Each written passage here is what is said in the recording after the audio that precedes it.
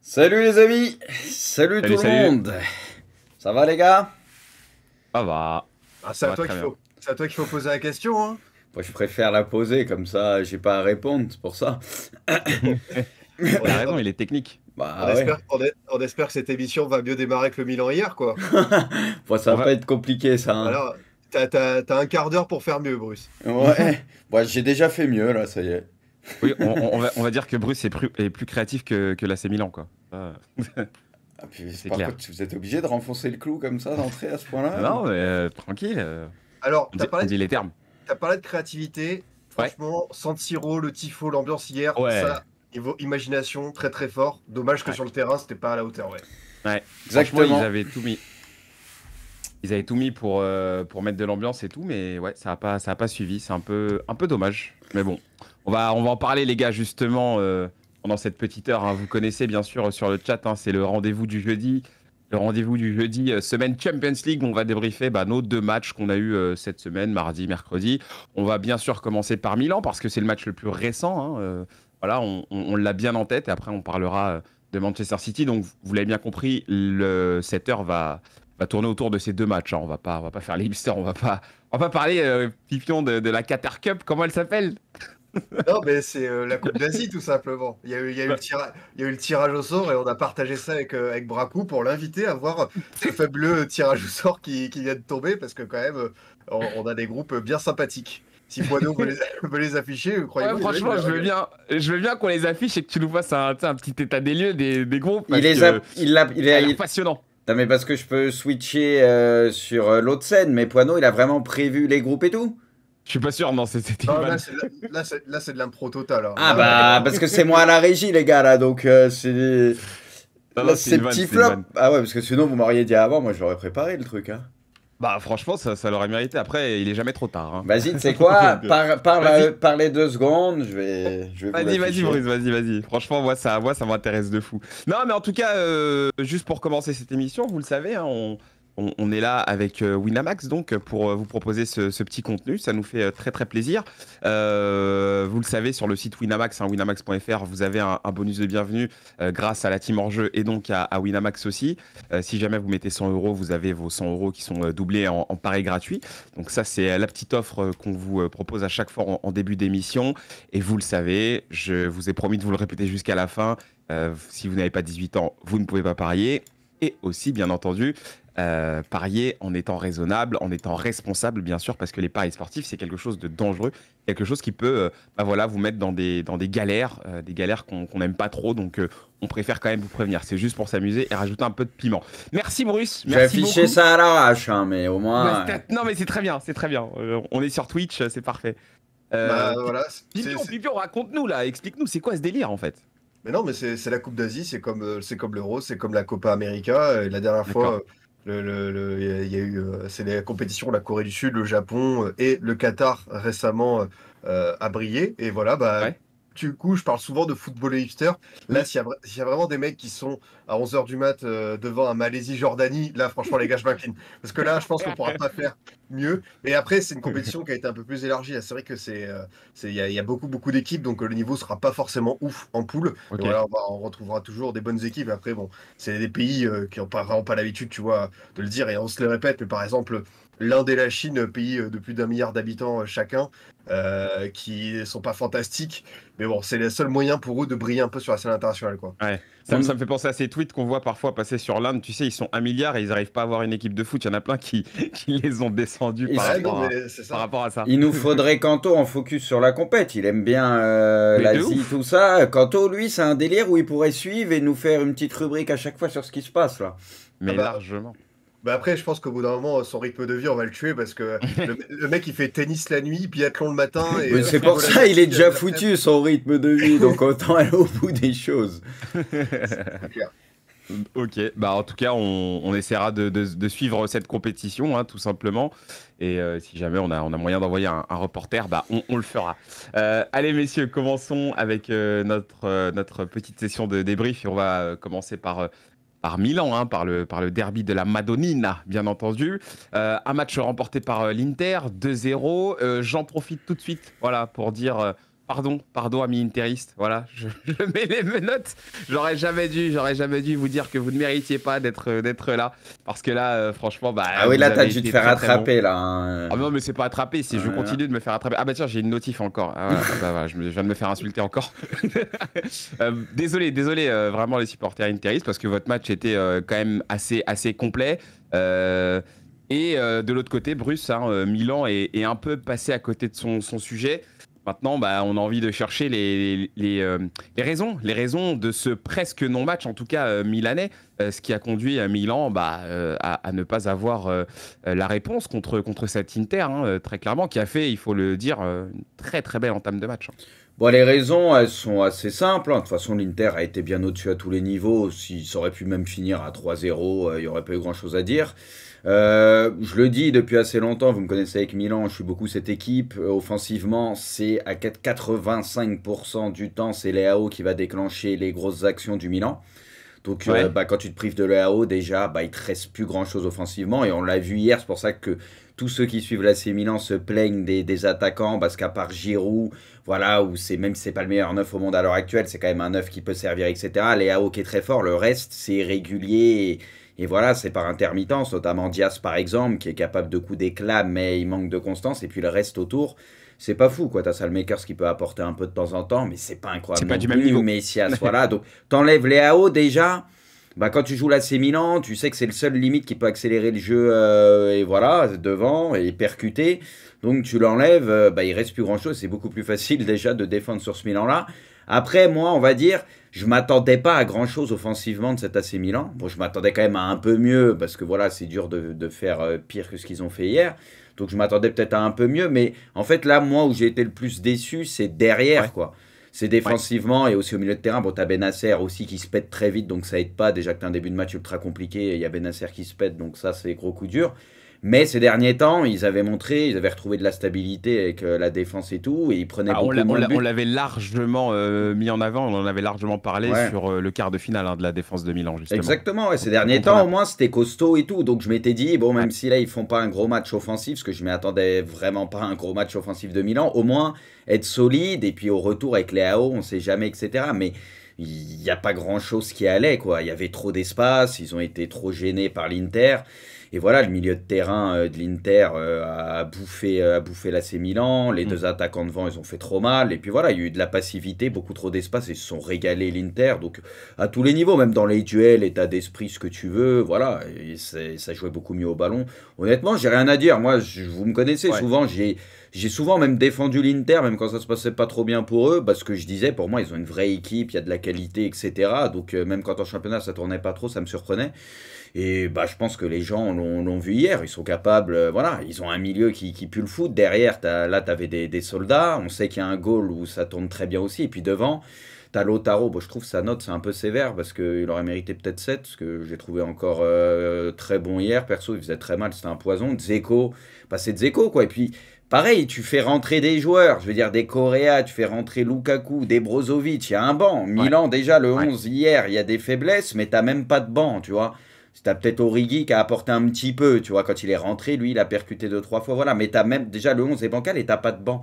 Donc voilà, ça s'explique aussi simplement que ça. C'est que Milan, tu peux dégager un 11 quand ils ont ce 11 type, ça peut être pas mal, tu vois, à condition qu'il soit costaud et que tu comptes sur un gros Leao. Bah, hier, ils étaient pas costauds et t'avais pas Leao, donc bah, t'as vu toutes les carences de cette équipe. C'est encore une histoire de banc, hein, tu vois, ça c'est un sujet qu'on a très très très souvent dans Hors-jeu. On parle souvent de la profondeur des bancs, des équipes, et très souvent on se rend compte que c'est celles qui sont le mieux armées sur le banc bah, qui arrivent à aller loin, qui arrivent aussi à se dépenser, parce que je pense que ce qui te permet de donner autant, par exemple sur les premières périodes, c'est que tu sais que derrière tu as ce qu'il faut pour Pep, justement Pep il assurer, ricane tu par vois. contre. Hein. Parce que Pep, lui, il a un banc de fou, mais il Bah s'en bat les oui. couilles. Hein. Il fait rentrer personne. C'est ça, le mec, aucun changement, quoi. On va en parler tout à l'heure, ça aussi. Mais oui, en tout cas, ça s'est ressenti même sur les entrées. Le chat le termine depuis tout à l'heure, mais c'est vrai que je pense que Junior Messias, faudra peut-être à un moment donné prendre 5 minutes pour parler juste de son entrée et de Bah, son ça, match. on le sait qu'il est Parce que pas ouf. Hein. clairement, oui, non, mais je veux dire, voilà, quoi, ça confirme un petit peu cette théorie bah, du banc, quoi, tout Il aurait simplement, pu laisser Salmakers, quoi. Ça aurait par été exemple. moins pire. Par exemple. Pipion, parlons un petit peu encore une fois de ce match dans sa globalité. Toi, ton avis général là-dessus. C'est vrai que quand on sait que Leao ne serait pas titulaire, quand on l'apprend, on se doute bien que Milan perd pas 50%, mais perd énormément en qualité et comment dire, en efficacité tout simplement. En vitesse, Mais tu vois, est-ce que en pour autant, percussion, quoi. Ouais. en percussion, est-ce que pour autant on s'attendait quand même à ce match-là du Milan? Même sans Léao, je pense que le Milan pouvait mieux défendre. C'est une Ouais. certitude parce que c'est là où je les ai trouvés vraiment décevants Mm. hier. C'est que quand ils prenaient des vagues, il y avait à aucun moment un joueur pour dire OK, on arrête l'hémorragie. C'est grave. Et on va dire, au penalty. Et même, je pense que cette demi-heure, ils ont laissé passer la tempête. Et après, l'Inter a vraiment baissé le pied. Il y a eu pas mal de rotations et tout. Milan a été un peu mis en seconde période, mais je pense que là où ils ont eu beaucoup de mal, c'est qu'ils ont même perdu la bataille du milieu. Et c'est là où tu Mm. voyais que je pense que ça pouvait être équivalent. Et honnêtement, hier, le trio de l'Inter était un cran au-dessus. Évidemment, quand tu perds Benasser au bout d'un quart d'heure, bah, t'es pas aidé, hein, on va pas se mentir, c'est un joueur qui est tellement énorme. Et derrière, en plus, Tonali, je trouve qu'il a fait plutôt son match, mais Je trouve Krunic, que ça a été un des meilleurs à Ça a Tonali, été, hein, c'est le vraiment. rare, l'un des rares, Ouais. ouais, je suis d'accord, qui a fait plutôt le taf, on va dire. il est pas loin avec son tir sur le poteau lui aussi. Ouais. Franchement, il a réussi. Il était un peu trop seul, malheureusement. Et tu vois, souvent, Bruce, on a parlé de Krunic, qui était un bon joueur d'équilibre.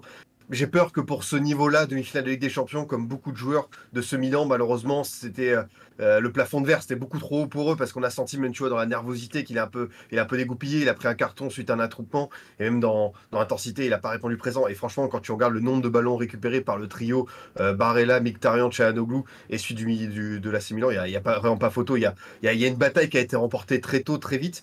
Et c'est vrai que dans ce match-là, tu as parlé du banc, bah, c'est un peu l'histoire de cette saison pour beaucoup de matchs, hein, que ce soit PSG Bayern, que ce soit City Arsenal. C'est vrai que ça fait la différence. Et le Milan, même en ratant son mercato, parce qu'il faut le dire, on l'a souvent dit avec Bruce ici, avec un De Ketelaere qu'il faut pas enterrer, mais qui est vraiment pas dans le coup sur ses premiers mois, avec Origi, qui a jamais su vraiment peser, et l'absence finalement de vrais penchants à Leao sur le côté droit, bah, tu as eu beaucoup de difficultés pour cette équipe à vraiment trouver des solutions, à se régénérer. Et honnêtement, faire demi-finale de Ligue des Champions pour elle, c'est déjà exceptionnel. Oui, oui. Voilà, évidemment, le match retour, il peut encore avoir lieu. Et l'Inter a l'habitude de se saborder. C'est une équipe qui a perdu beaucoup de fois ses moyens cette saison, donc c'est absolument pas fini. Il faut voir si Leao revient. Mais voilà, ça montre aussi à Maldini, à son équipe de dirigeants, ce qui reste à faire pour emmener le Milan encore plus haut. Ce nouveau Milan qui, quand même, Ouais. a été champion d'Italie, dernier carré. Enfin, c'est vraiment une progression qui est fulgurante pour eux. Maintenant, ils savent que pour se stabiliser dans ce haut niveau européen, il va falloir accélérer sur la profondeur de banc, prendre un gros joueur par ligne et vraiment épurer ça. Et parce que je pense que tu en as besoin pour continuer dans ce bon sens. Ouais, Juste, complètement. Oui, si je vas-y, peux Bruce. rajouter un truc, j'ai l'impression qu'en fait, c'est tactiquement, et avec le dispositif de l'Inter, ils n'ont pas su s'adapter et il y avait des boulevards partout. T'as l'impression Mm. carrément que l'Inter, ils étaient en surnombre. La première mi-temps, c'était criant. T'as l'impression qu'il y avait tellement de possibilités, tellement d'espace, ils trouvaient les décalages facilement. Ah, Tu sais, avec leur, les vagues, c'était fou, quoi. mais les boulevards qu'il y avait avec leur def à 3, ils pouvaient écarter tranquillement et tout. Et t'as l'impression que Milan, ils ont jamais su s'adapter à ça. Alors pourtant, ils le savent, tu vois, mais ils ont pas su, pendant le match, ils ont été pris de court, ils ont pas su faire les ajustements qu'il faut. À un moment donné, je me suis demandé est-ce que valait mieux pas basculer à 3 derrière aussi. Tu vois, faire un truc un peu miroir, ce qu'ils ont déjà joué à un moment donné quand ça allait pas. Ils avaient basculé à 3, il y avait Thio qui était en défense à 3, et il y a eu une période où ça allait, tu vois. À un moment donné, je me suis demandé si c'était pas mieux, parce qu'ils avaient l'air perdus et ils savaient pas quand sortir, machin, je sais pas. Je les trouvais perdus complets, parce que normalement, quand c'est carré et tout, normalement, ils sont plutôt bons dans les duels, ils sont au contact, et là, ils étaient toujours en retard, il y avait trop d'espace, quoi. Et au-delà de ce constat que tu fais, Bruce, sur cette impression de supériorité numérique, mais ça s'est traduit même dans le jeu parce que on l'a vu à de nombreuses reprises. Barella qui prend les espaces, enfin Ouais. les deux pistons, Di Marco, Dumfries, même Dzeko, hein, qui est censé quand même être un petit peu un des points de fixation de cette équipe en pointe. On l'a vu très souvent décrocher et venir justement occuper les espaces parce qu'il y en avait énormément. Et c'est vrai que ça, moi, c'est aussi un truc que j'ai ressenti. J'ai vraiment eu la sensation que Milan avait toujours un joueur de moins quoi, sur toutes les phases, sur toutes les offensives. Et quand ça se passe comme ça, bah forcément, tu peux pas éviter de les prendre, ces buts-là. Parce on va pas tout le temps parler de réussite ou de quoi. Là, c'était vraiment un plan qui a fonctionné et qui a fait que l'Inter a réussi Puis après, à concrétiser très rapidement. Oui, Bruce. Puis après, bah voilà, mais ça à mettre au crédit de l'Inter, et à l'inverse, bah tu peux critiquer AC Milan, c'est qu'il y a l'entame de match en plus qui leur facilite la vie, tu vois, parce que bon, t'as le Oui. début de match où voilà, tu t'installes, tu regardes un peu l'adversaire, tu sais, tu prends la température et tu prends direct ce but. Derrière, tu prends le deuxième, tu sais, il y a la confiance qui part, t'as pas les hauts dans l'équipe, t'as Benacer qui se pète. Tu sais, mentalement, tu sais, d'un seul coup, tout s'effondre, tu vois ce que je veux dire. Donc, Mm. tu sais que offensivement, t'es pas le genre d'équipe à mettre 50 buts, et encore moins avec les AO. Donc en fait, il est certainement planifié quelque chose, prévu pas mal de choses aussi, mais t'as l'impression que tout est parti en fumée en 10 minutes, quoi. C'est Ouais. parti en vrille complet, et du coup, ils ont perdu complètement le fil. Ce que tu vois, quand même, bon, en deuxième mi-temps, bon, l'Inter, il y a eu de la gestion, je pense aussi, et surtout, bon, Ah oui, clairement. tu peux pas faire la même deuxième mi-temps que la première, parce qu'ils ont mis beaucoup d'intensité, ils ont fait beaucoup d'efforts, ils ont capitalisé là-dessus, parce qu'ils ont réussi à mettre 2 buts. Mais voilà, il y a eu beaucoup de gestion. Mais Milan, c'était quand même un peu mieux, sans être fou, bien évidemment. Mais il y a eu un peu de mieux, tu vois, parce qu'ils ont peut-être un peu. Tu sais, ils ont pu souffler à la mi-temps, machin, ce que tu veux. Mais ils ont perdu, en fait, complètement le fil. T'as l'impression que, ouais, il y avait personne pour relever les autres. Or que pourtant, il y a quelques joueurs d'expérience et tout. On pense à Kier, etc. Et c'est vrai que t'as pas vu ces leaders-là à un moment donné où ça coulait, tu vois. C'est ça qui est un peu regrettable, parce que t'aurais pu stopper un peu l'hémorragie, peut-être éviter le deuxième but, essayer de te remettre un peu en confiance. Mais c'est que là, ils se sont fait enchaîner trop vite, et l'Inter le sentait, ça. Et puis, il faut aussi le dire parce qu'on a parlé d'intensité, on a parlé voilà, de ce pressing un peu intéressé sur la première période, mais techniquement aussi. C'est très propre ce qu'a fait l'Inter hier, hein. Ah oui. Franchement, même sur les buts et tout, Scipion, tu peux nous en parler, mais je veux dire, aussi bien le premier que le deuxième but, la fameuse passe de Barella qui donne pas but à la fin, mais qui est pas loin bah, voilà, de permettre de mener encore plus fort. Honnêtement, là aussi, on peut saluer ça, Pipion. Ouais, pour l'instant, cette demi-finale aller, c'est une victoire totale pour Simone Inzaghi, qui a fait des choix qui étaient un petit peu critiqués, peut-être sur les états de forme du moment. Mettre Dzeko plutôt que Lukaku, alors que voilà, Lukaku était sur une forme vraiment stratosphérique, qui revenait très très bien, même physiquement. Et là, boum, cinquième minute, Dzeko te met un but à Zlatan, et prouve que même à 37 ans, même à un âge avancé, c'est un attaquant qui a fait une très très belle carrière. Je sais pas où est-ce qu'on le placera dans la hiérarchie des neufs de sa génération. Ce sera pas un Benzema, Suarez, Lewandowski, mais je pense qu'il a beaucoup beaucoup de mérite depuis Wolfsburg, depuis City, depuis la Roma, et partout où il est passé, il a su gagner des titres, apporter quelque chose. Donc franchement, immense respect à lui, même pour Mkhitaryan, Ouais, Çalhanoğlu. bien sûr. On pensait plus à un Brozovic dans ce fameux rôle de 6 et finalement Inzaghi a privilégié peut-être cet aspect vraiment ouais, très très intense, très rentre dedans, beaucoup de permutations, beaucoup de courses vers l'avant et un Ouais. milieu qui est tout le temps mouvant et en plus bah, avec Çalhanoğlu qui a une petite histoire personnelle avec le Milan. Je sais pas s'il a voulu le piquer en le mettant titulaire, mais pour le coup ça a très bien marché parce que je trouve que c'est un de ses meilleurs matchs cette saison et depuis très longtemps je l'avais pas vu à ce niveau-là. Donc honnêtement c'est un joueur qui a été assez fort. Et comme tu le dis, ouais, techniquement, c'est au-dessus. Et je pense qu'on Passer peut trois aussi. milieux de terrain qui ont du ballon et qui sont même capables de marquer des buts à la base en plus, Bah quoi. oui, bah Parce que oui. Barella aussi peut extrêmement bien le faire, bien sûr. Et j'allais le citer, bah voilà, Alan a anticipé ma dernière réponse. C'est bien sûr Lautaro, l'action avec le penalty qui est d'avoir sifflé puis annulé. Oui. Voilà, Incroyable, incroyable ton le jeu jet. sur Kier. C'est Exactement, le geste, le déplacement, le truc de haut but, enfin, c'est vraiment parmi les. C'est vraiment du pur instinct, enfin, c'est extrêmement difficile. c'est trop beau ce qu'il fait. Et franchement, il s'en sort avec presque un penalty récolté. Donc voilà, Lautaro qui prouve que voilà, c'est un attaquant aussi à part. Donc c'est vrai que pour l'Inter, on est sur une saison hyper paradoxale parce qu'ils sont pas sûrs d'aller en Ligue des Champions. C'est une équipe qui a eu beaucoup, beaucoup de trous. Mais finalement, ils ont gagné la Super Copa, ils sont en finale de Coupe d'Italie et ils vont peut-être aller en finale de Ligue des Champions. Alors oui, le championnat a été raté parce que normalement, comme tu l'as dit, avec cet effectif-là, l'Inter chaque année doit candidater pour le titre et ils ont été trop loin de Naples toute la saison, même s'ils ont battu en championnat. Donc voilà, honnêtement, pour Simone Inzaghi, qui est un entraîneur, on rappelle, souvent décrié par la fanbase interiste, il y a ses raisons parce que comme je le dis, en championnat, il y a eu trop de défaites, il y a eu trop d'erreurs, de points perdus Ouais. et il n'y a jamais eu cette intensité-là qu'on a retrouvée au fil des matchs en Serie A. Mais par contre, sur les matchs couperés, c'est comme face à Porto et Benfica, quand il faut se mettre en mode Ligue des Champions, cette équipe sait répondre présente, même au Camp Nou, hein, en phase de groupe, honnêtement, elle a su mettre les arguments qu'il faut. Et voilà, on le répète, un André Onana pour terminer sur lui, qui est le gardien qui a réalisé le plus de clean sheet et le plus d'arrêts dans cette campagne de Ligue des Champions. Donc voilà, même si hier il a passé une soirée relativement tranquille. Voilà, la défense, elle a été Bastoni, Acerbica, ça a été costaud. Ça a été Ouais. extrêmement Dans costaud, les duels, franchement. même Bastoni, des Tota- fois des percées, des Totalement. trucs, il était en totale confiance. Hein. Costaud, et je trouve aussi avec de la personnalité, parce que Ouais. les mecs ont osé, c'est pas genre ils s'en sont juste tenus à leur rôle, c'est qu'il y a même eu un peu de dépassement de fonction, on l'a vu avec Darmian et tout, enfin, je trouve vraiment que ils font partie en tout cas du succès largement, et c'est bien aussi d'en parler.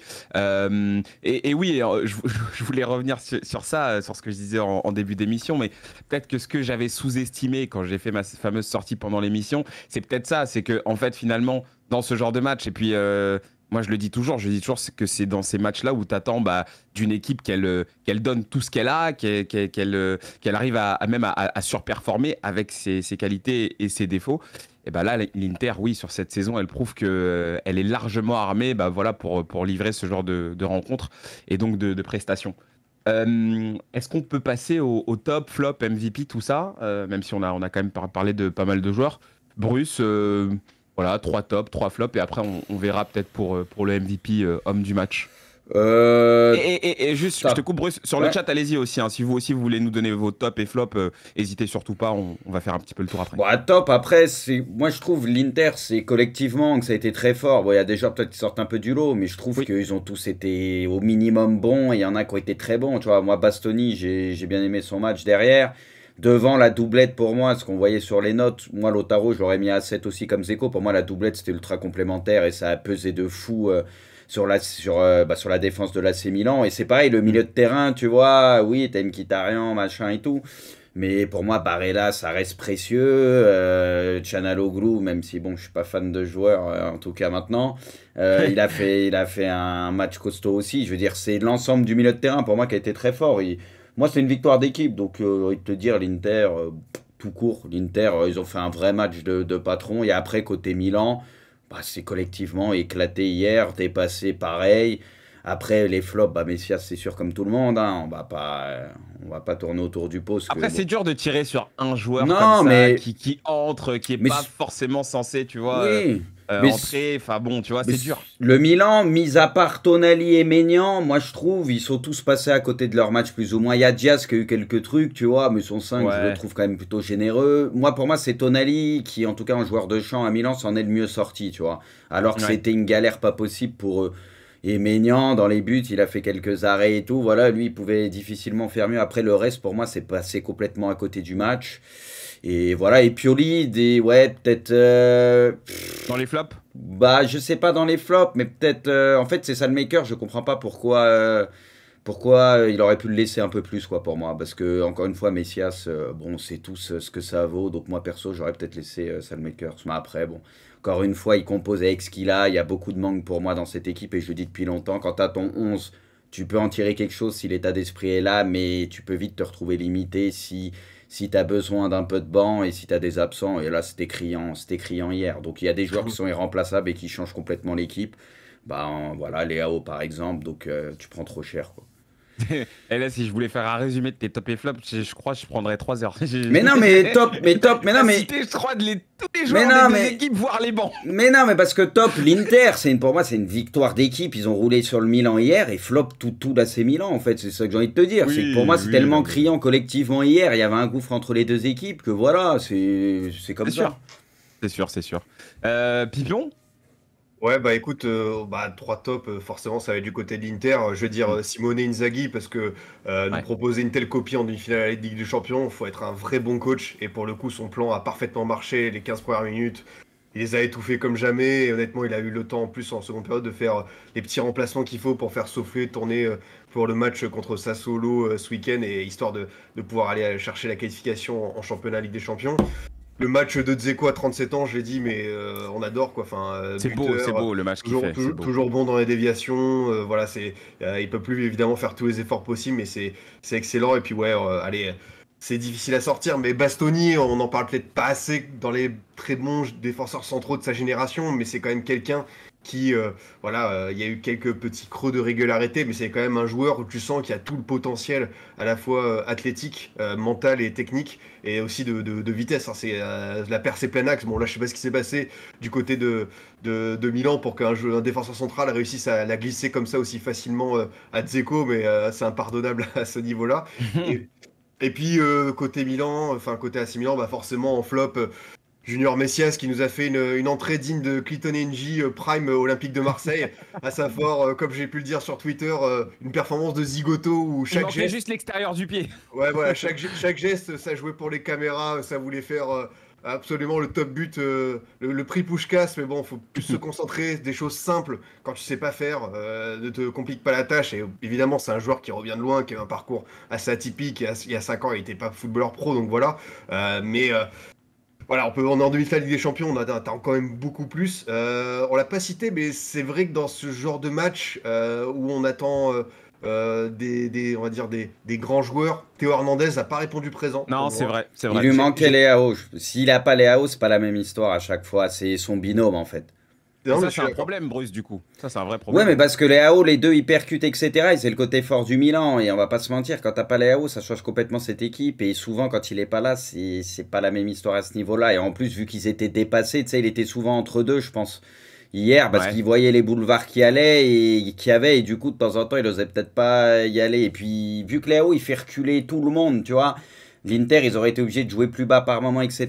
Là, c'était pas le cas parce qu'ils craignaient personne, en fait, l'Inter. Donc, ça change pas mal la donne, quoi. Hmm. Donc, ouais, c'est vrai que Théo, même s'il n'y a pas son fameux acolyte, je trouve il a été un peu largué, même défensivement. Après, ça, c'est comme tout le Milan. Et après, moi, j'ai dit Kronic, parce que même si je trouvais que contre Naples, il avait fait le taf dans l'équilibre, dans les efforts, là, je trouve il a totalement été submergé, vraiment lui, sur le plan individuel, plus que les autres milieux. Et ça s'est très vite senti qu'il n'était pas au niveau, donc ça pardonne pas, et on est obligé de le souligner. Après, côté Milan, tu vois, finalement, l'entrée d'Origi, c'est vrai que le chat l'a souligné, mais voilà, il a percuté, il a tenté de faire quelque chose dans une arrivée qui a été globalement très décevante pour lui. Voilà, il montre qu'il peut tout de même apporter un petit truc. Dommage que voilà, il n'a pas été fiable sur toute une saison. Et on en revient encore une fois à ce problème de remplaçant, de profondeur de banc pour le Milan qui, à ce niveau-là de la saison, bah, c'est critique, quoi. Ouais, non, non, mais bien sûr. Mais c'est vrai que Origi, c'est pareil. En fait, Origi, il était dans son meilleur rôle hier. C'est le Joker, c'est le mec qui rentre. Avec ses qualités, il est capable bah, voilà, d'apporter un truc, d'apporter un but, d'apporter une différence, un décalage. Et malheureusement, je pense qu'on ne peut pas compter sur lui sur toute une saison. Enfin, sur une saison régulière, ça risque d'être compliqué. Mais quand tu le vois dans ces conditions-là, bah, c'est là où je pense que tu peux en tirer le max. D'ailleurs, c'est ce que Klopp avait fait avec lui. Hein. Et voilà, il l'avait utilisé en tant que joker un peu comme ça. Et c'est vrai que là, il peut apporter. Donc ça fait plaisir de voir qu'il a encore un petit peu ça, quoi, parce que c'est pas un mauvais joueur non plus. Mais bon, c'est vrai que sur toute une saison, c'est difficile. Hier, c'est ses meilleures minutes, je pense, que j'ai vues de la saison. Mais réellement, c'est ses Ouais, non, meilleures. mais c'est sûr, en vrai. Or, pourtant, c'est pas extraordinaire, mais il a percuté 2-3 fois. Il a fait quelques trucs intéressants, tu vois, contrairement aux C'est là autres. où il est le meilleur. Et c'est ses meilleures minutes que j'ai vues de lui de la saison, parce que le reste, c'est quasi une catastrophe absolue en apportant. Non, mais rien, non, mais vraiment, c'est terrible, hein, mais c'est comme ça. Non, mais ouais, sinon, par rapport au top au flop, bon, franchement, vous avez bien fait le tour, mais j'aimerais bien aussi qu'on ait un petit mot pour Di Marco. Je sais que vous savez que je l'aime bien, ce joueur, mais pareil, enfin, même s'il n'a pas été techniquement, enfin, je veux dire, au top sur tout le match, je trouve que avec Dumfries, enfin, le petit duo comme ça à distance qui met le feu comme ça sur les côtés, qui en plus est à chaque fois sur tous les duels. Non, franchement, je pense que lui aussi, il mérite son petit mot, sa petite citation, même si c'est pas le top des tops, mais en tout cas, je trouve que pour l'instant, en tout cas sur la campagne de Ligue des Champions, c'est un de ceux qui, à chaque fois, bah, déçoit quasiment jamais, quoi. Le mec est toujours là. On sait qu'offensivement, il est très très fort, peut-être un peu moins défensivement, mais voilà, il a quand même une base extrêmement solide derrière lui. Donc voilà, moi je pense que lui, on pouvait quand même en dire un petit mot. Et puis Dumfries aussi, hein, très honnêtement, moi je pense que tu vois, sur les notes, je vois qu'ils lui ont mis 4. Honnêtement, dans les duels, il était partout. Vraiment, dans l'impact, moi, j'ai trouvé son match assez incroyable. Peut-être que offensivement, il y a pas eu l'équivalent, mais franchement, le match de Dumfries, des mecs comme ça, t'en as grave besoin dans ces moments-là, parce que pour faire un peu, pas peur à l'adversaire, mais en tout cas pour rentrer dedans, dans les mecs en face, honnêtement, dans l'impact physique, il était présent. Donc, moi, mes tops, c'est eux, c'est les deux petits pistons. Messieurs, s'il fallait choisir un homme, un MVP pour ce match, Pipion, je te laisse commencer cette fois-ci. Waouh, c'est dur parce que Il y en a eu beaucoup, hein, je sais, mais celui pour vous qui vraiment a été le meilleur. niveau Inter, il y en a pas mal qui se dégagent. On les a tous un petit peu cités. Mais allez, je vais dire Barella parce que c'est un milieu de terrain qui rassemble tellement de qualités que tu es obligé de le mentionner et surtout dans les grands rendez-vous comme lors de l'Euro 2021 quand il est comme ça. Franchement, il fait partie du très haut du panier à son poste. Je pense que pour atteindre vraiment la catégorie supérieure, voilà, si on doit parler, on va dire des Modric, De Bruyne, etc., il faut évidemment qu'il soit plus régulier, qu'il gagne un peu plus peut-être en stats, mais quoi qu'il arrive, quand il est dans ce niveau d'abnégation, de concentration, d'effort, de récupération, enfin vraiment les stats de ballon récupéré, ça m'a un peu choqué, et surtout dans la qualité de distribution, la feinte pour servir au Çalhanoğlu et tout, enfin c'est de la folie. Et honnêtement, il reste encore jeune, donc ce qui est intéressant, c'est qu'il a cette fameuse marge de progression pour aller gagner ce niveau de fiabilité Ouais. de quelqu'un sur qui tu peux compter à chaque match. Et voilà, c'est super, tu vois, d'être un très grand joueur de grands matchs. Franchement, on apprécie ça. Mais pour qu'il soit considéré encore mieux sur cette décennie, il faut qu'il il faut qu'il réponde présent, pardon, à 90% des matchs, notamment en championnat. Mais voilà, en tout cas, quand il est comme ça, comme contre Benfica, c'est un régal à avoir joué. Ok, non, mais c'est pas mal pour Barella. Et puis même, il est de toute façon sur sa lancée, hein, avec l'écart et tout. En ce moment, il est très très bien. Bruce, t'en as un toi aussi? Ouais, je vais pas dire comme Pipion, je vais pas dire un milieu de terrain, même si pour moi, encore une fois, les trois, ça a été très fort. Ils ont fait leur match du côté de l'Inter. Vas-y, je vais dire Dzeko. Je vais pas faire trop Ouais. l'original parce que Mm. mine de rien, il met le premier but, qui est vraiment pas simple à mettre. Bon, Calabria, il est pas incroyable sur le coup, mais il est censé quand même le gêner. C'est vraiment très dur de la reprendre comme il fait. Et puis après, au-delà de ça, comme d'hab, son jeu, tu sais, un peu en pivot, son jeu de Ouais, remise et même ses passes, etc. Ou même techniquement, tu vois, ouais. mine de rien, il y a très peu de déchets. Et comme il le disait Pipion tout à l'heure, c'est le genre de joueur un peu de neuf, de deuxième catégorie, tu vois, qu'on cite très peu, mais il aura fait une sacrée carrière. Tu vois, un peu, même si c'est des caractéristiques différentes, mais un peu comme Giroud, tu vois, le mec qui est souvent Oui, fiable, qui oui. aura fait une carrière à répondre tout le temps présent, mais qu'on cite rarement parmi, tu sais, les très très gros attaquants.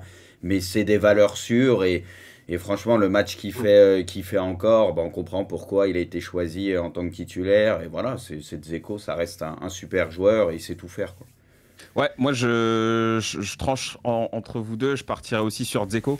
Parce que ce que j'ai aimé de son match, c'est que son match il est très complet en fait. C'est qu'il a été très très bon dans les combinaisons, il a été très très bon en pivot, il a été très très bon à la finition. En fait, il a pas raté grand chose, si ce n'est qu'il aurait pu terminer ce match avec un doublé, voire même un triplé sur cette occasion qu'il a où il pousse un peu trop le ballon sur son crochet. Franchement, son match, ouais, il est total, quoi. C'est le match que tu attends dans un joueur comme ça. En plus, Dzeko, on le sait, on le connaît depuis très longtemps. C'est un joueur qui est extrêmement technique et qui a une certaine classe, en fait, par rapport à son gabarit et tout. Et hier, on l'a vu. On a vu le Dzeko qu'on aime beaucoup et qui a fait très, très mal tout au long de sa carrière. Donc, c'est vrai que son match, là, à l'âge qu'il a, à ce niveau de la compétition, ouais, c'est fort. Moi, je trouve qu'hier, il a vraiment crevé l'écran. Après, il y en a eu d'autres, mais c'est vrai que pour reprendre ce que Bruce a dit, franchement, c'est tout l'Inter. Là, pour le coup, toute l'équipe enfin, c'est vraiment sublimé. Donc, c'est vrai que c'est dur d'en tirer un, mais bon, Mais après, il juste, faut trancher. Voilà. juste par contre, pour dire, l'Inter fait un très bon match, très sérieux et tout, mais c'est Ouais, facilité par le Milan qui a été bien catastrophique et à la sûr, rue bien aussi tout sûr. le match. Que souvent, je défends l'Inter, tu vois, quand il est critiqué et tout, parce qu'il y a des vrais joueurs et tout, vous me Mm. connaissez, j'ai souvent défendu. Là, hier, pour moi, c'était trop facile pour eux. Enfin, Milan les a pas dérangés du tout, ils avaient souvent le loisir, trop d'espace. Chaque contrôle de balle, il y avait des boulevards, t'as l'impression, tu sais, ils étaient très peu au pressing. Milan, ils étaient toujours à contre-temps. Du coup, ils étaient dans leur confort et c'est pour ça que tous ces joueurs-là, bah, ils se sont régalés hier parce que bah, il y a des joueurs techniques, il y a des joueurs de ballon, il y a de tout et c'était vraiment trop simple pour eux. Donc bravo à l'Inter, rien à dire, ils ont fait leur match. Mais voilà, juste pour souligner le fait que Milan, là, hier, c'est une catastrophe absolue. C'est l'un des pires matchs de leur saison. La faute à l'Inter, mais aussi la faute à eux. Parce que franchement, ils étaient à la rue surtout. Ça, t'as raison de le dire. T'as raison de le dire, mais je pense que qui que ce soit en finale, que ce soit City ou le Real, moi je pense que si jamais l'Inter voilà, finit par confirmer sa qualif contre l'AC Milan, je pense que l'Inter a vraiment les armes. Je crois vraiment que cette équipe est très armée, parce que c'est une équipe, on le sait, qui sait subir, qui a une excellente base défensive, on l'a vu, et qui a en plus un milieu de terrain qui est capable d'être créatif. Donc c'est sûr que face à City, tu n'auras pas le ballon, et donc tu vas devoir énormément te dépenser pour devoir les contenir. Et contre le Real, on le sait aussi, si jamais c'est le Real, de ce côté-là, ça va plus se jouer au mental, ça va plus se jouer sur autre chose, mais là aussi, tu auras de quoi répondre contre cette équipe. Donc honnêtement, si l'Inter va en finale, après, ça serait une autre histoire, c'est une finale, ce sera... Ah non, mais c'est sûr que ce sera une autre histoire. Mais ce que je veux dire, c'est comme c'est une équipe qui sait subir, comme c'est une équipe voilà, un peu à l'italienne, on peut s'attendre à tout, tu vois. Jamais de la vie, on va les enterrer, que ce soit contre City ou contre le Real, même s'ils partiront pas favoris. Hein. Mais je veux dire, ils auront vraiment de quoi se défendre dans ce match-là, quoi. Pour moi, tu sais, les gens là, ils vont prendre en référence que il y en a beaucoup, tu vois. Je parle pas de toi, Braque, mais là ils disent oh l'AC Milan, ils puent la merde, ils sont nuls parce qu'ils ont quasi vu que le match d'hier de l'AC Milan cette saison, par exemple, tu vois. Tu sais, c'est dur de prendre. Bien sûr qu'il y a des manques, et moi je le dis tout le temps, mais hier c'est vraiment un match catastrophique de l'AC Milan, parce que normalement, comme je disais, défensivement et tout, et même au milieu, normalement c'est costaud, ils l'ont montré contre Naples et tout. Hier, c'est la pire version du Milan, et vu qu'il y a des manques, bah tu vois tous les problèmes très vite. Et c'est pour ça que c'est pareil pour l'Inter, tu vois. L'Inter, c'est qu'en fait, là, ces derniers temps, ils sont très bien. Ils sont vraiment en grande forme. Ils finissent la saison en trombe. Mais il y a eu des problèmes aussi par le passé. Il y a des matchs où ils pouvaient prendre des buts, etc. Mais c'est vrai que là, ils sont très en forme au meilleur des moments. Mais après, on va pas se mentir. Comme j'ai dit, il faut pas prendre que ce match-là en tant que référence. Non. Et pour moi, là, s'ils jouent le Real ou City en finale, c'est pas la même histoire, parce que là, pour moi, hier, il y avait qu'une équipe sur le terrain et ça se passera pas comme ça. Mais je suis d'accord avec toi, l'Inter de la fin de saison peut casser les couilles à n'importe qui. Ça, c'est sûr que si jamais ils vont en finale, il ne faudra pas se dire c'est free win contre eux, parce que voilà, ils ont des joueurs de qualité, ça c'est sûr. Ouais. Bon, eh ben messieurs, c'était un très bon débrief, c'était très intéressant en tout cas. Bah voilà, on a fait un peu le tour de ce match-là. Rendez-vous pour le match retour et à la fin, on fera les comptes et on verra. Avec un Léao de retour, on aura peut-être un match différent. On verra. Objectivement et honnêtement, il reste quand même peu de suspense que tu as perdu Benacer jusqu'à la fin de saison. C'est vrai. Ça fait mal. Léao, bon, je pense qu'il sera là, en espérant qu'il soit là au moins à 100%. Sincèrement, il faudrait un scénario genre catastrophe pour l'Inter, je pense, pour qu'il y ait une chance, genre un rouge, penalty, je sais pas, un truc où ça parte complètement en couille. Après, on sait jamais, c'est le foot, mais honnêtement, ça part de loin, parce que là, ils auront les supporters avec eux, t'as une avance de 2 buts, ils ont un meilleur banc, là, ils ont montré que, voilà, ils avaient une meilleure équipe, en tout cas sur ce match. Honnêtement, j'y crois quasi pas, hein, pas une seconde, hein, je suis honnête, hein, mais bon. On verra, l'espoir fait vivre. C'est ça, rendez-vous au match retour et ce sera mardi prochain. Allez, on passe maintenant à City Real, histoire aussi de parler de ce match-là. Alors là c'est complètement ouvert pour le coup, la situation est complètement différente, un partout, avec un Manchester City, moi en tout cas de ce que j'ai vu, de ce que j'ai entendu, des retours et tout, qui a quand même un petit peu déçu. Hein. Le match était pas mal, mais je pense qu'on s'attendait peut-être encore une fois à autre chose. Et ce qu'il faut dire, c'est que vraiment, ça a été confirmé par ce match-là, le Real a vraiment cette capacité à complètement bouleverser les plans d'une équipe, à complètement te retourner le crâne et à faire que tu arrives et que tu joues moins bien. Pipion, est-ce que c'est la même sensation que tu as eue, toi, en regardant cette rencontre ? Ou est-ce que pour toi, c'est juste les deux meilleures équipes là, qui se sont affrontées et à un moment donné, voilà, il faut se rencontrer pour justement se départager ? Ouais, c'est ça, c'est clairement un choc au sommet. Garde des étoiles, c'est le match qu'on attendait. Franchement, moi, j'ai pas été déçu parce que je trouve que c'était une superbe demi-finale aller, niveau vraiment dans l'intensité, dans cette bagarre. On avait en face à face, la meilleure équipe de la saison face à la meilleure équipe de Ligue des Champions. Donc forcément, t'as un truc qui se passe sur le terrain où voilà, moi je l'avais dit lundi, contrairement à ce qu'affirmait Wayne Rooney, non, City n'allait pas exploser le Real, c'est C'est impensable. absolument pas ce qui s'est passé. C'est pas leur ADN, voilà, de s'écrouler en Ligue des Champions, même contre un adversaire supposé plus fort. Et voilà, après, je pense qu'il y a eu plusieurs, il y a tellement de choses à analyser dans ce match, qu'il y a beaucoup de choses Ouais. qui se sont passées. Voilà, si on doit commencer à parler, c'est vrai qu'Haaland, on en attendait beaucoup, et finalement Rudiger l'a très bien tenu. Parfois, c'était plus de l'UFC qu'autre chose. Mais bon, finalement, c'est comme Carvajal, quoi. Ils ne sont pas fait attraper par la patrouille. C'est un petit peu du miracle. C'est le totem d'immunité qui tombe pour eux. Certains diront que ça a fait trop de fois. Mais là, pour le coup, c'est un peu fou parce que Haaland, on l'a vraiment pas vu. Et vraiment, Rudiger, qui devait remplacer Militao, a vraiment très très bien fait son taf. Et puis après, voilà, à partir du moment où City a pas vraiment su, lors de cette première, on va dire, ces 20-25 premières minutes, trouver des situations, bah finalement, le Real, ok, a pu un petit peu souffler. Après, bah, voilà, c'est du Real version Ligue des Champions, c'est-à-dire que quand il faut aller en transition rapide, quand il faut compter sur un Vinicius Junior, des boulets de Camavinga, des relais avec Modric, parce que c'est clairement le but qui illustre parfaitement, je trouve, toute leur force, à savoir cette espèce de spontanéité, du gros leadership au milieu de terrain, et puis bah de toute façon, je sais pas comment le dire maintenant, le talent, le génie de ce gars-là, ce Brésilien, parce que Vinicius, on a vu sa progression depuis son arrivée au Real en 2018-2019, mais là pour le coup c'est vraiment devenu un des tout meilleurs joueurs de la planète et il l'affirme à chaque rendez-vous. Déjà l'an dernier on avait senti une progression vertigineuse, mais là franchement le match qui nous a sorti c'est parfait. Et en plus, il avait face à lui Walker, qui est connu pour être l'un des meilleurs contre-attaquants. Et ça a été un duel où, voilà, je pense que 50% des duels ont été remportés par l'un, 50% par l'autre. Mais d'habitude, Mm. Walker, c'est vraiment le joueur qui parvient à annihiler tout ailier percutant. Et vraiment, Vinicius lui a donné du fil à retordre. Et ce but, cette frappe pleine de spontanéité. Et voilà, après, je pense que je te laisserai toi ou Bruce continuer sur les petits coups de cœur, les petites observations. Ouais. Mais c'est vrai que ça a interpellé, je pense, les gens, le fait que Guardiola ne fasse pas de changement. Et c'est vrai que quand tu regardes le banc, ne pas faire rentrer Mahrez, Alvarez ou Foden, ça paraît fou. Mais en fait, je pense que Guardiola reste un peu traumatisé de la demi-finale Mm. retour de l'an dernier. Je pense que quand il avait fait sortir Mahrez, justement, ça avait déséquilibré quelque chose. Et là, pour moi, il n'a pas voulu prendre ce risque-là. Il s'est dit un partout. C'est un très bon résultat à Madrid, au Bernabeu. À la maison, à l'Etihad, on est invaincu depuis un paquet de temps. Il y a juste cette défaite contre Brentford en 2023.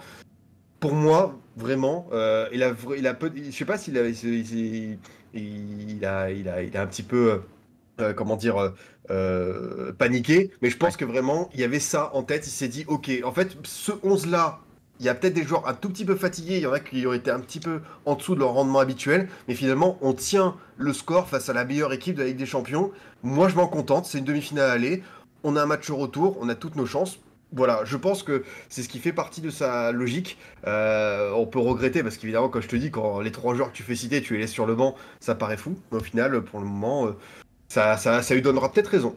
Ouais, ben après, on peut pas dire que il a pas fait de changement à cause du Real, parce que ça c'est quelque chose qu'il a beaucoup fait cette saison. On l'a vu plusieurs fois, donc c'est pas inhérent juste à ce match contre le Real. Après, est-ce qu'il a fait ça justement en préparation, en prévision? Ça c'est encore un autre débat, une autre question.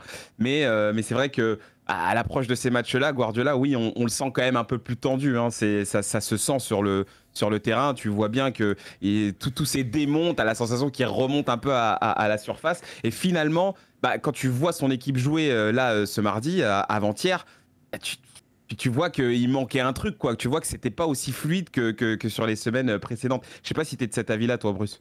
Ouais, bah là, je suis assez d'accord avec tout ce qui a été dit. Pour moi, niveau changement, on le connaît, Pep. Il y a des fois, il faut aucun changement parce qu'il a peur de bousculer un peu son équilibre. Et comme le disait Pipion, il sait qu'au Real, de toute façon, à partir du moment en plus où ils égalisent, c'est un très bon résultat de faire un partout là-bas.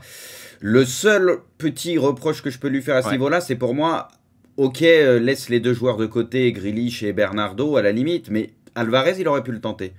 Parce que Ouais. ça aurait pas bousculé pour moi son équilibre. Et on sait qu'Alvarez, c'est quelqu'un qui court énormément. Et je pense qu'il aurait pu peut-être apporter autre chose devant. Tu vois, plus petit gabarit, faux follet, ça court dans tous les sens. Tu vois, ça aurait peut-être pu apporter quelque chose. Ça aurait pas bousculé son équilibre. Donc c'est le seul truc que j'ai pas compris là sur le match avec Guardiola. Après, sur le reste, bah, ça reste un excellent résultat pour City, même si ça n'a pas été simple. Hein. Le Real aurait pu gagner d'un but, il n'y aurait pas eu de scandale. En plus, ce ballon, finalement, qui est sûrement sorti complètement. Donc, un peu de réussite pour City. Mais ils prennent l'avantage du terrain.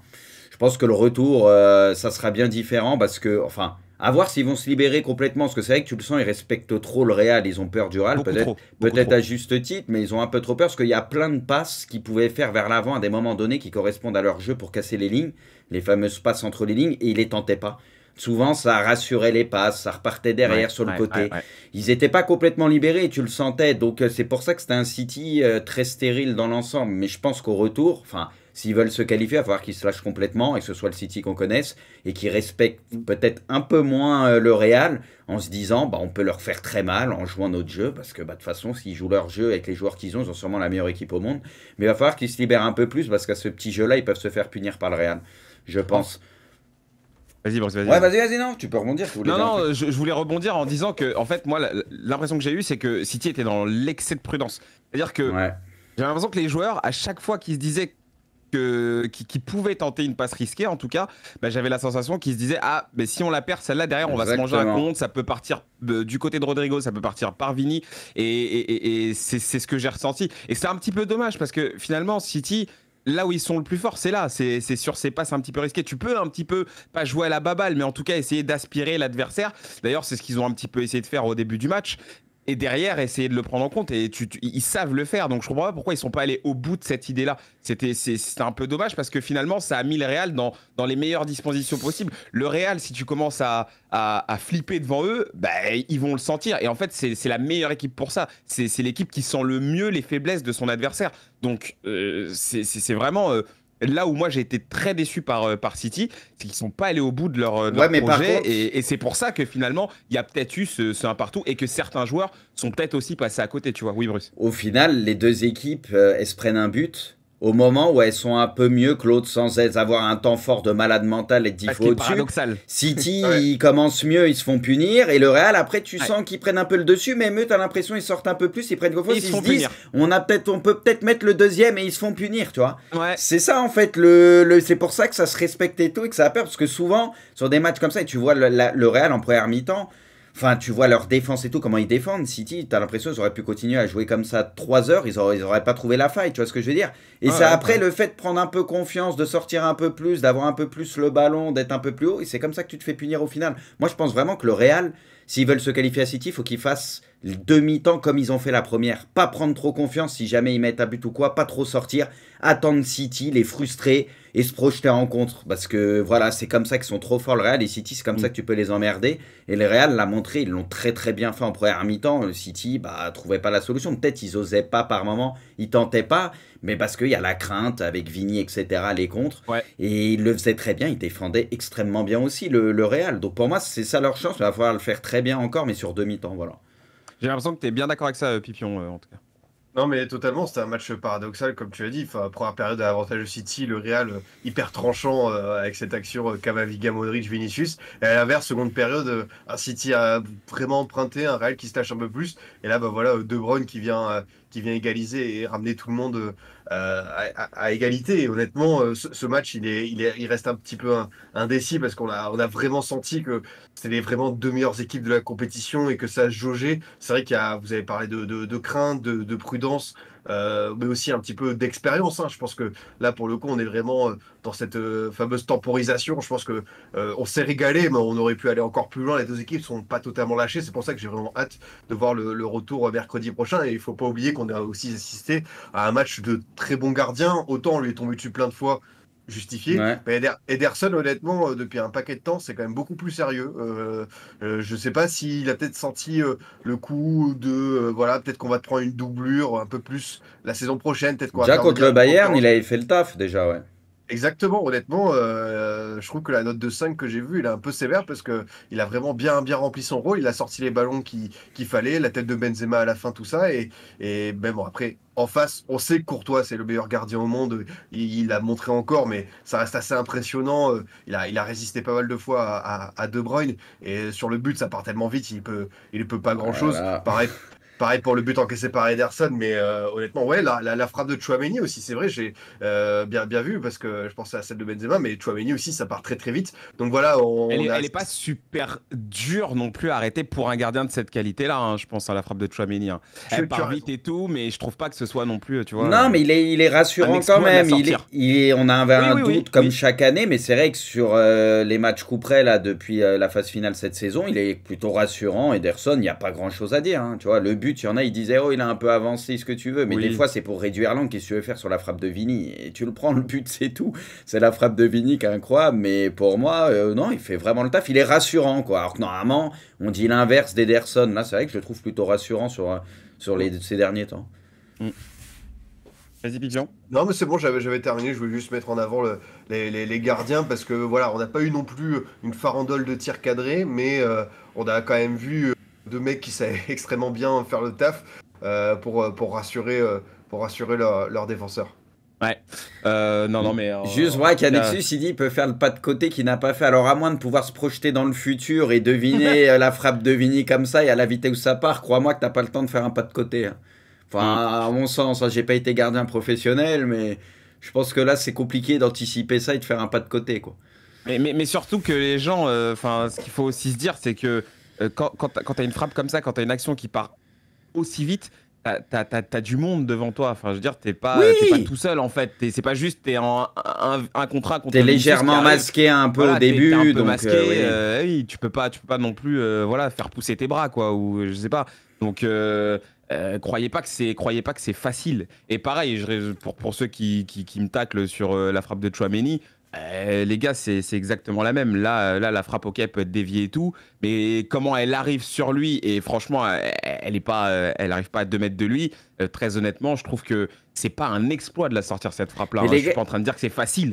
Ça reste dur dans tous les cas, mais c'est pas un exploit de fou, quoi. Les gars, regardez certains la frappe de Vini, mais à vitesse réelle. Regardez pas les ralentis. Regardez à vitesse réelle. Regardez. Sincèrement, les gars, il y a devant lui aussi. Hein. Il y a peu de gardiens qui seraient allés la chercher, celle-là. Hein. Mais vraiment très peu. Non, mais ça fait plaisir. Au moins, on se rend compte qu'on a plein de Neuer et Casillas Prime dans le chat. Ah ouais. La relève de Maignan, elle est assurée en France. On est bien là. Rassurés, honnêtement, là, les on gars. Est bien. Franchement, vous me donnez de l'optimisme. Hein. Là, les gars, le coup de génie, c'est Vini, c'est tout. La frappe qu'il envoie, les gars, c'est quelque chose. Hein. La trajectoire, tout. C'est la puissance surtout. C'est soudain. Et comme le dit Braque, il y a des joueurs un peu devant, tu peux pas réagir comme ça, tac, et du coup, c'est déjà trop tard en fait, faut se rendre compte de tout ça. C'est sûr que Courtois, il aurait pu arrêter la frappe de De Bruyne, hein, s'il voyait 2 secondes dans le futur, il se serait dégalé, comme dans FIFA, il l'aurait attendu au poteau, oui, mais bon. Avec les ralentis, c'est plus simple.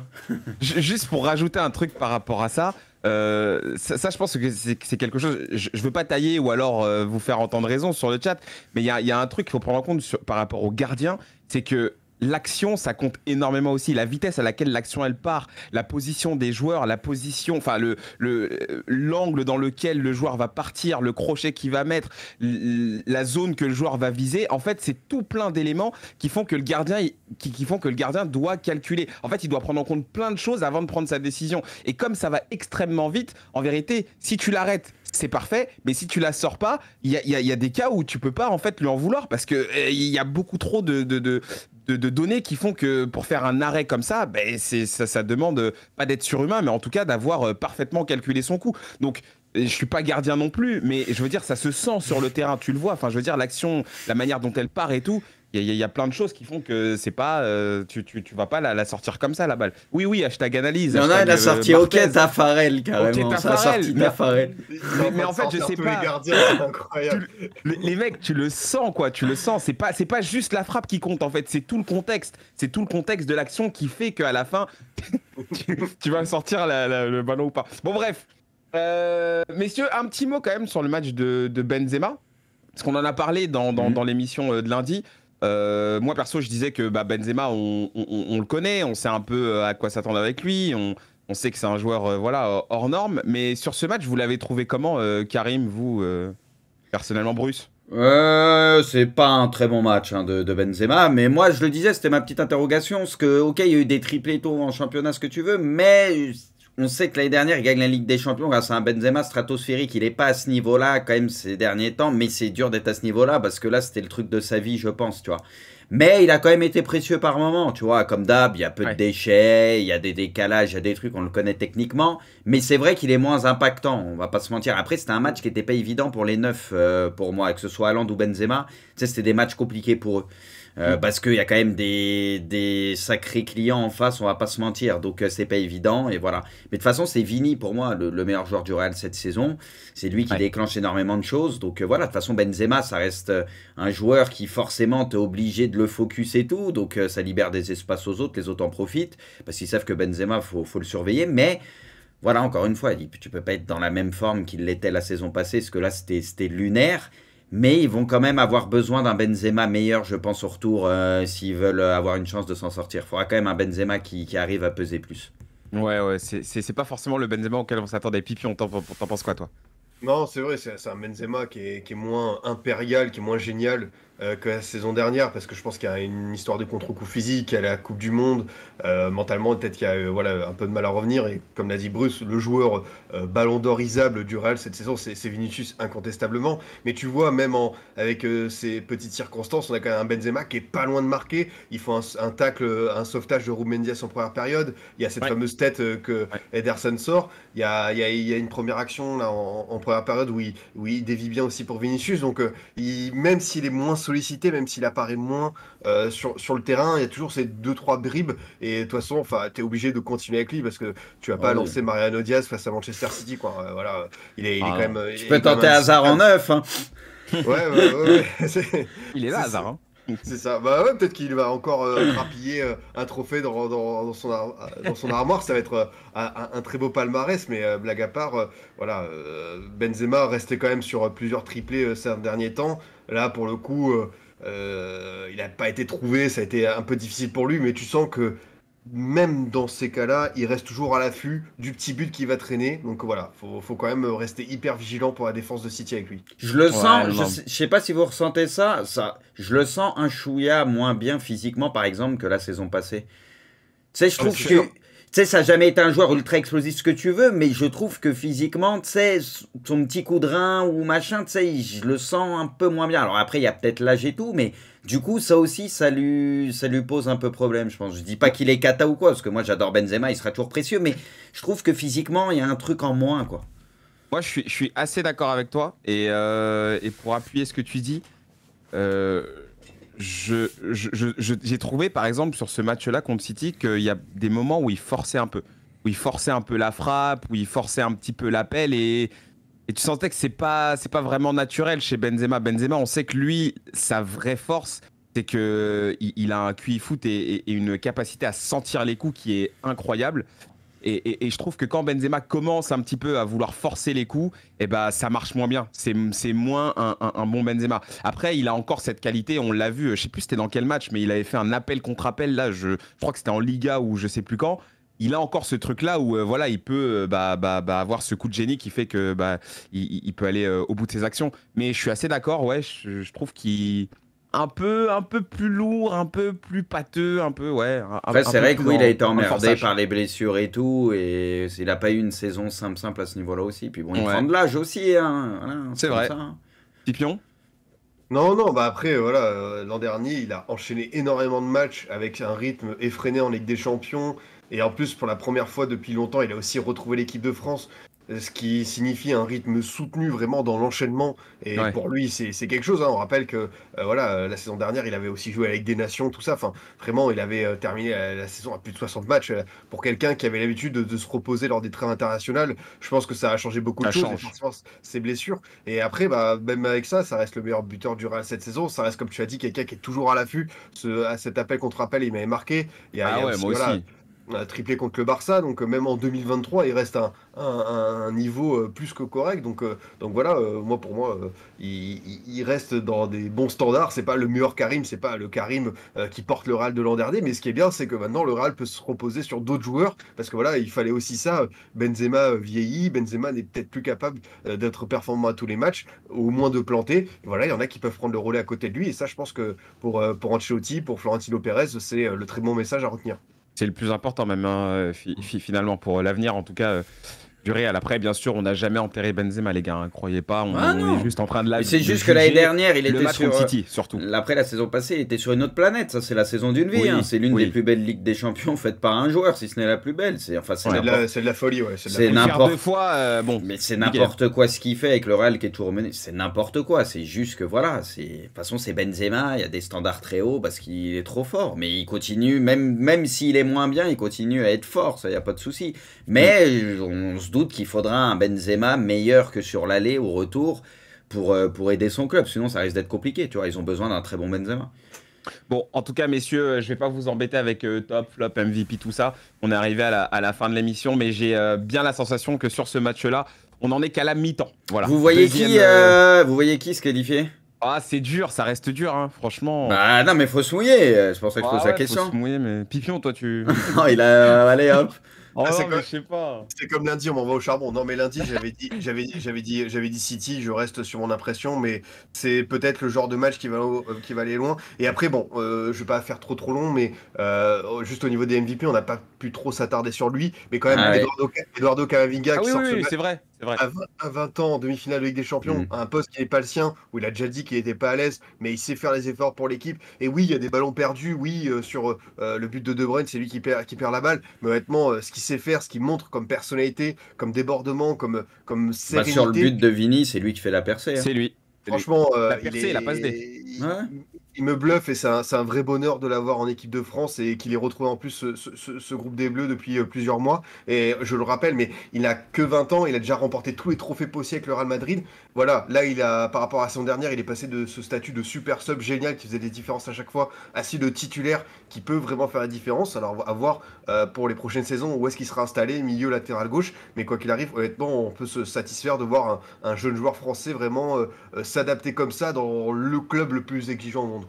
Non, moi je vais te répondre, Bruce. Moi, depuis le début, en tout cas, j'avais dit c'est l'année de City. Enfin, ils doivent la gagner. Mais tu vas dire le Real.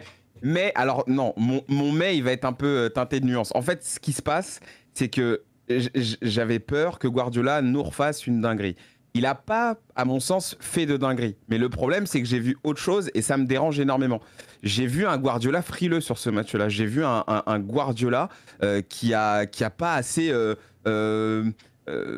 stimulé son équipe pour aller jusqu'au bout de ce qu'elle voulait faire. Et ça me dérange. C'est-à-dire qu'il n'a pas fait n'importe quoi, mais il n'en a pas non plus assez fait, je trouve. Il a dit qu'il avait une idée pour le retour. Hein. Il a dit, j'ai compris un truc.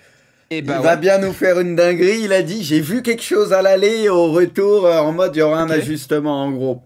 On va voir. Et j'ai hâte de le voir, cet ajustement. Maintenant, le problème, et ça, on le sait avec Guardiola, c'est un joueur qui a une telle influence sur son équipe que ça part beaucoup de lui, en fait. Il diffuse énormément ses émotions sur son équipe. Donc, j'espère pour lui et j'espère pour City et pour, entre guillemets, mon prono qu'ils vont quand même réussir à s'en sortir. Mais j'ai quand même je commence à avoir un doute, tu vois. Et de toute façon, le Real, tu peux que avoir un doute. Parce que cette équipe-là, tu crois qu'elle est KO, mais en fait, elle l'est jamais. Et en fait, elle attend juste de terminer. Donc, voilà. Je reste sur City, mais honnêtement, j'ai peur pour eux, quoi. Voilà. J'ai vraiment très peur pour eux. Et toi, Bruce? Moi, je reste sur City. Ok. Je reste sur City, parce que même s'ils n'ont pas fait un premier gros match, faut pas oublier que c'est quand même bon signe de ne pas faire un premier gros match au Real et t'en tirer avec un partout. C'est eux qui font la belle opération, tu vois ce que je veux dire. Sur le papier. Au retour, je pense qu'ils vont quand même oser plus, tenter plus, tu vois, parce qu'ils seront chez eux. Après, voilà, du coup, je vois avantage City et je pense même qu'ils vont être revanchards City, parce qu'ils se sont pas mal fait bousculer. Je pense à Haaland avec Rudiger. Je pense à Gros Molleton avec Carval, etc. Je pense que physiquement et tout, ils vont vouloir un peu imposer leur loi au retour. Ils vont être très revanchards. Parce que quand tu sors d'un match comme ça et que t'es à Haaland, t'as juste hâte d'être au retour et tabasser tout le monde. Tu vois. Alors, ça se trouve, ça va mal se passer. Il va se refaire manger sur le match. Mais là, je pense qu'il doit avoir tellement le démon qu'il a juste hâte du retour et il va être ultra motivé. Et je pense, comme beaucoup de joueurs de City, ce qu'il y en a, ils se sont fait pas mal bouger quand même. C'est vrai qu'on n'en a pas tant parlé que ça dans le débrief, même si on les a évoqués, mais les matchs de Grealish, de Silva et de Haaland, c'est vrai que ouais, ils n'ont pas été incroyables. Camavinga, c'était compliqué pour Bernardo, ouais. Souvent, il est obligé de revenir en arrière. Mais les trois, hein, j'en mets pas un en dessous de l'autre ou au-dessus. Franchement, je trouve que les trois ont eu beaucoup de mal. Donc, de toute Même façon, De Bruyne, hein, tous les joueurs Ah oui, offensifs. De ah Bruyne, bon, oui. il met le but. C'est peut-être celui qui s'en sort le mieux parmi les offensifs. Mais tu vois, ça a été compliqué pour tout le monde Hmm. devant. Ouais. Donc, de toute façon, comme on l'a dit, hein, on est qu'à la mi-temps, on verra, on aura beaucoup plus d'éléments après le match retour. J'espère que le match retour sera vraiment explosif, hein, parce que franchement, on a toutes les conditions pour avoir un match de ouf. Donc, rendez-vous mercredi, les amis. Allez, on va terminer en regardant juste les cotes des matchs du soir. Bah, c'est très simple, hein, on a juste deux matchs, hein, deux matchs d'Europa League, parce qu'il y a du foot encore. Ça continue. Elle est où la Conférence League là? Attends. Ah oui, Poineau. Oh, putain, Ouais, arrangez-vous avec Poineau, là, c'est plus mon problème, moi. Fiorentina Bâle, West Ham Alkmaar, c'est pas du vrai foot ça? Quand je suis arrivé dans le Discord avant l'émission, j'ai dit bonjour à tous sauf aux hipsters. Alors quand même, je suis pas déçu là. Non mais on en parlera plus tard, t'inquiète pas Fifion, t'inquiète. On va te réserver une petite chronique juste pour toi. Messieurs, ce soir donc c'est Juventus Séville et Roma Bayer Leverkusen. Voilà, vous avez les cotes que vous pouvez retrouver sur le site winamax.fr. La Juve qui est cotée à 1,72 face à Séville. Hein. La Juve qui a retrouvé des couleurs ces derniers temps, qui a retrouvé surtout des points, mais qui va peut-être en reperdre. Hein. On va suivre ça dans les prochaines semaines. Ça serait Et pas de l'autre mal. côté, oui. Non, je disais, ça serait pas mal, oui. Ouais, ce serait très arrangeant. Et de l'autre côté, la Roma qui est cotée à 2,10 face au Bayer Leverkusen de Xabi Alonso qui lui est coté à 3,55. Pipion, ce petit Bayer Leverkusen là qui est pas si bien classé que ça en championnat, tu penses qu'ils peuvent réussir à renverser la Roma de Mourinho? Ouais, bien sûr, bah déjà, tu l'as dit, un Mourinho face à Xabi Alonso, le mettre face à Élève, un entraîneur qui retrouve son ancien joueur, et en plus, il y a C'est vrai. beaucoup de respect entre les deux, donc forcément, ça fait plaisir, ce petit duel sur le banc. Et après, ouais, Leverkusen qui a perdu à la maison contre Cologne lors du derby, donc qui dit sans doute adieu avec des champions via le championnat, mais via la Coupe d'Europe, c'est toujours possible. Et honnêtement, cette équipe, elle a su se défaire de Monaco, de l'Union Saint-Gilloise, elle a vraiment de vrais bons arguments pour aller embêter la Roma parce que franchement, il y a du très très beau matériel, à commencer par les internationaux français et espoirs Diaby et Aminali. Donc honnêtement, c'est un match qui va être super intéressant à voir parce que la Roma aussi, comme le sait bien Bruce, a perdu un peu pied en championnat, donc mise tout sur cette Europa League. Donc il y aura un perdant. Très bien. Désolé, Ah Pipion, putain, on était un peu en fou rire, mais il y a eu un synthé C'est pour ça que je l'ai enlevé, mais je le qui est remets. parti. En ce moment, le football est cruel avec moi, là, ces derniers jours, ces dernières semaines, là, j'ai compris que, voilà, quoi, c'était pas mon année. Hein. Une balle perdue de Poineau que Bruce a tout de Et, suite et juste, censuré. les gars, balle perdue de Poineau. Poineau et les supporters de Bordeaux qui est bien parti pour monter, mais on C'est espère vrai. que l'immense Metz et Miko Tadze va venir changer les plans sur la fin de saison. Et les supporters de Chelsea en Europe, hein, qui vient d'assurer son maintien. Donc il est heureux quand même. Bravo Poineau et bravo à ton club qui assure le maintien. Félicitations à vous. Voilà. Ce sera le match dans le match, le match dans l'émission pour lundi. Merci beaucoup de nous avoir suivis pour cette émission de hors-jeu. On se retrouve lundi. On reparlera bien sûr de la Ligue des Champions à quelques heures hein, des matchs retour. Merci beaucoup Pipion. merci à toi Braque, merci à tout le monde. Un plaisir. Et Bruce, bah écoute, merci à toi. Et puis on te laisse avec tes fraudes. Merci les gars. Bonne soirée Allez. les amis.